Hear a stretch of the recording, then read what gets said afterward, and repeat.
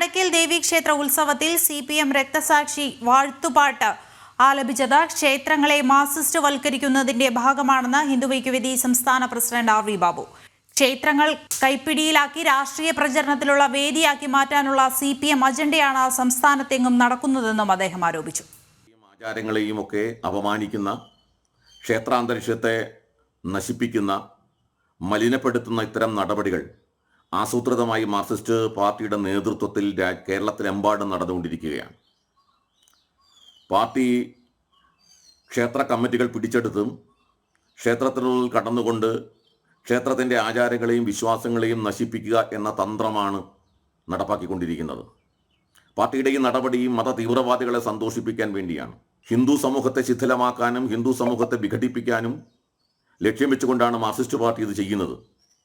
ഇത് മത തീവ്രവാദികൾക്ക് ശക്തി പകരാനും മത തീവ്രവാദികളെ സന്തോഷിപ്പിക്കാനുമാണ്. ഇതിനെതിരെ ശക്തമായി ഹൈന്ദവ സമൂഹത്തിൻ്റെ ജനരോഷം ഉയരും. ഹിന്ദുക്കൾ ശക്തമായി മാർക്സിസ്റ്റ് പാർട്ടിയുടെ ഈ ഹിന്ദു വിരുദ്ധ വിശ്വാസികൾക്ക് എതിരായിട്ടുള്ള ആചാരങ്ങളെ തകർക്കാൻ ഉദ്ദേശിച്ചുകൊണ്ടുള്ള ക്ഷേത്രങ്ങളെ നശിപ്പിക്കാനുള്ള ശ്രമത്തിനെതിരായി ഹിന്ദു സമൂഹം ഒറ്റക്കെട്ടായി രംഗത്ത് വരും. ഇപ്പോൾ മനോജിന്റെ വിശദാംശങ്ങളുമായി.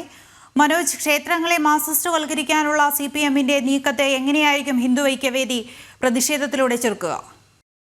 തിരുവാതിര മഹോത്സവത്തിന്റെ ഭാഗമായി കടയ്ക്കൽ ദേവീക്ഷേത്രത്തിൽ കഴിഞ്ഞ 10-ാം തീയതിയാണ്, അതായത് 9ാം ഉത്സവ ദിവസമാണ് വൈകുന്നേരം ഇത്തരത്തിലൊരു സംഗീത പരിപാടി അവിടെ സംഘടിപ്പിച്ചിട്ടുണ്ടായിരുന്നത്. വ്യാപാരി വ്യവസായി സമിതിയുടെ നേതൃത്വത്തിലായിരുന്നു.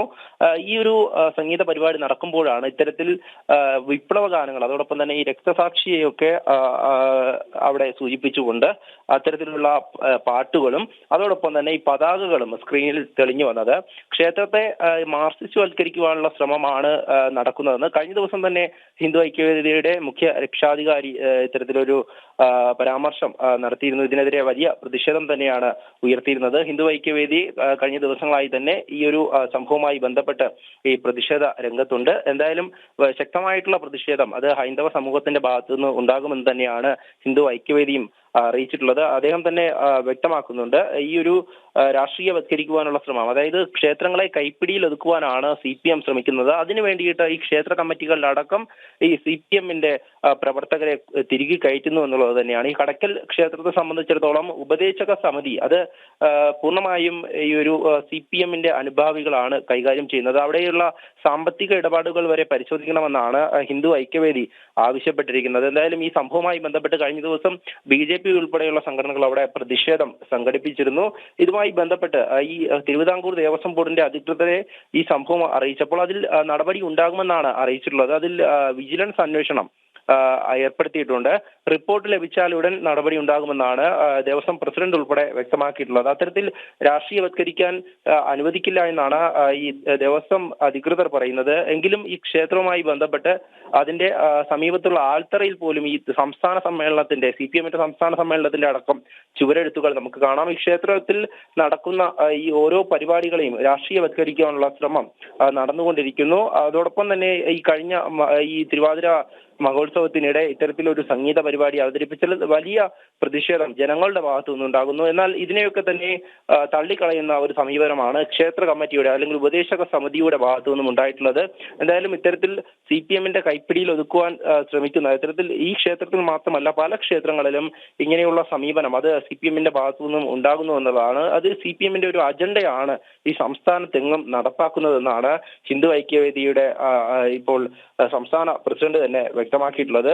ഇത്തരത്തിൽ ഈ CPMന്റെ ഇതായിട്ടുള്ള പാട്ടുകൾ, ഈ വിപ്ലവ ഗാനങ്ങൾ അവതരിപ്പിക്കാനുള്ള ഒരു വേദിയല്ല ക്ഷേത്രങ്ങളെന്ന് നേരത്തെ തന്നെ ഇത്തരത്തിൽ ഹൈന്ദവ സംഘടനകൾ വ്യക്തമാക്കിയിരുന്നു. അതോടൊപ്പം തന്നെ ഈ ഹൈക്കോടതി നിർദ്ദേശമുണ്ടായിരുന്നു. ഹൈക്കോടതി വിധി പ്രകാരം ഈ മുഖ്യമന്ത്രിയുടെ നവകേരള സദസ്സ് ഉൾപ്പെടെ ഈ ക്ഷേത്രത്തിന് സമീപം നടത്താനിരുന്നത് മാറ്റിവെച്ചിരുന്നു. അത്തരത്തിൽ കോടതിയുടെ നിർദ്ദേശം ഉണ്ടായിരുന്നിട്ട് പോലും അതൊക്കെ ലംഘിച്ചുകൊണ്ടാണ് ഇത്തരത്തിലൊരു പരിപാടി സംഘടിപ്പിച്ചിട്ടുള്ളത്. എന്തായാലും വലിയ പ്രതിഷേധം അത് ഉയർന്നു വരുന്നുണ്ട്. ഹൈന്ദവ സമൂഹത്തെ അവഹേളിക്കുന്ന തരത്തിൽ അല്ലെങ്കിൽ ക്ഷേത്രങ്ങളെ ഇത്തരത്തിൽ രാഷ്ട്രീയവത്കരിക്കുന്നതിന്റെ ഒരു ഗൂഢശ്രമം തന്നെയാണ് നടന്നു വരുന്നത്.